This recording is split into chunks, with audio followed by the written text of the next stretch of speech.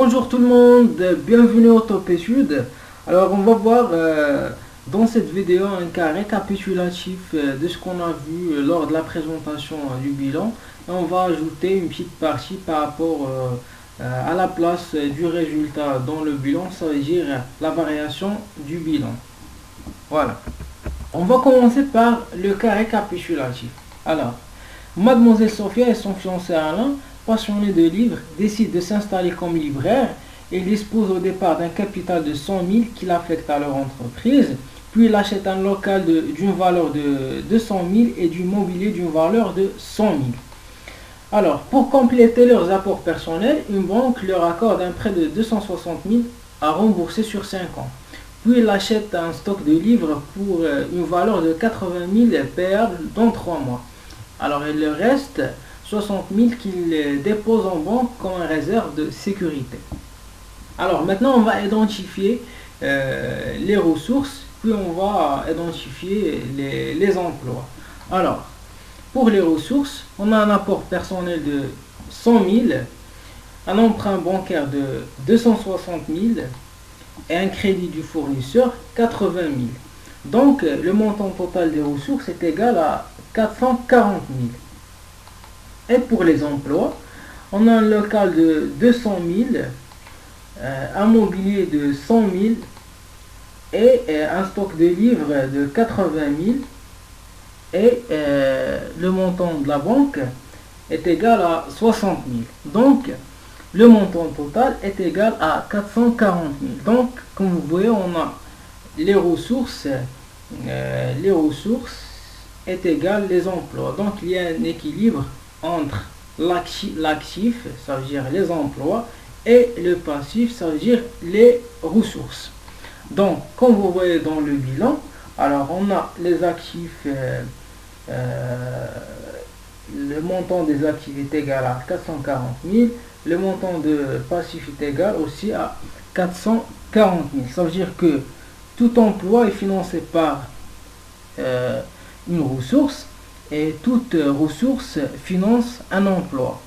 Donc, il n'est pas possible d'employer plus de ressources que l'on a obtenues, mais par ailleurs, toutes les ressources obtenues sont obligatoirement employées. Voilà. Alors, la variation du bilan, ou bien le résultat. Alors, le bilan est toujours en évolution à l'image même de la vie de l'entreprise. En effet, au cours de sa vie, l'entreprise va inévitablement effectuer un certain nombre d'opérations. Alors, il y a des opérations qui ont une incidence sur le résultat de l'exercice comptable, par exemple les ventes de marchandises et les opérations qui n'ont pas une incidence sur le résultat. Alors, pour les opérations ayant une incidence sur le résultat, alors il existe deux types d'opérations. Alors, des opérations dégageant un bénéfice et des opérations dégageant une perte. Alors, les opérations dégageant un bénéfice. Alors, reprenons le même exemple précédent, mais en supposant que les libraires vendent à l'un de leurs clients la moitié des livres qu'ils ont en stock avec une marge bénéficiaire de 50%. Alors, le prix d'achat de la moitié des livres est égal à 40 000. Et par exemple, le prix de vente avec une marge bénéficiaire de 50% est égal à 60 000. Donc, on constate que l'entreprise a vendu plus cher qu'il l'a acheté. Donc, il réalise un bénéfice de 20 000. Alors, supposons que le client ne paye pas au comptant, mais par un crédit de 3 mois lui a été accordé par l'entreprise. Donc, on constate que cette opération entraîne les variations suivantes par rapport au bilan précédent. Alors, pour les emplois ou bien l'actif, il y aura une diminution des stocks de livres de 40 000 parce qu'il y avait 80 000 auparavant et une augmentation au niveau des créances clients, donc de 60 000. Et pour les ressources, il y aura une augmentation des ressources grâce aux bénéfices dégagés de 20 000. Donc, cette opération a dégagé pour l'entreprise un bénéfice de 20 000. Alors, le nouveau bilan se présente comme suit. Alors, comme j'ai déjà dit qu'au niveau des emplois, il y a une diminution de stock de 40 000, mais par contre, il y a une augmentation au niveau des créances clients de 60 000. Ce qui est intéressant, que le bénéfice, il y a une augmentation des ressources, c'est-à-dire l'entreprise a dégagé un bénéfice de 20 000. Alors le résultat réalisé, on le met toujours au niveau de passif dans la classe de financement permanent. Alors, on note que l'entreprise s'est enrichie de 20 000, alors que le total des ressources du nouveau bilan est de 460 000. Par contre, au niveau du bilan précédent, il y avait 440 000. Donc, la réalisation d'un bénéfice pour l'entreprise entraîne un supplément de ressources, puisqu'il a vendu plus cher qu'il a acheté. Alors, les opérations dégageant une perte. Alors, reprenons le même exemple du début. Alors, en supposant que les libraires vendent à crédit à l'un de leurs clients la moitié des livres qu'ils ont en stock pour un prix de 30 000. Alors, on a un prix d'achat de la moitié des livres de 40 000, un prix de vente de la moitié des livres de 30 000.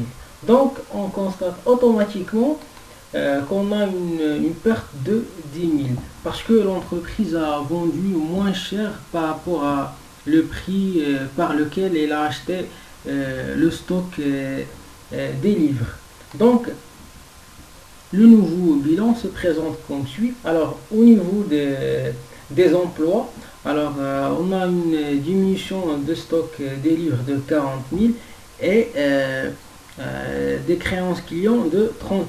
Et pour les ressources, on a une perte, on a un résultat réalisé, un résultat négatif, c'est-à-dire une perte de 10 000. Alors, la perte entraîne une diminution des ressources et par conséquent, le total du nouveau bilan est devenu 430 000. Donc, il est inférieur par rapport au total du bilan qui le précède de 440 000. Voilà. Alors, les opérations sans incidence sur le résultat. Alors, par exemple, on a un règlement d'une créance sur les clients. Alors, reprenons les énoncés de l'exercice précédent, dont le total de l'actif est de 460 000. Mais en supposant que le client règle par chèque bancaire la moitié de sa dette, soit 40 000. Alors, le bilan se présente ainsi.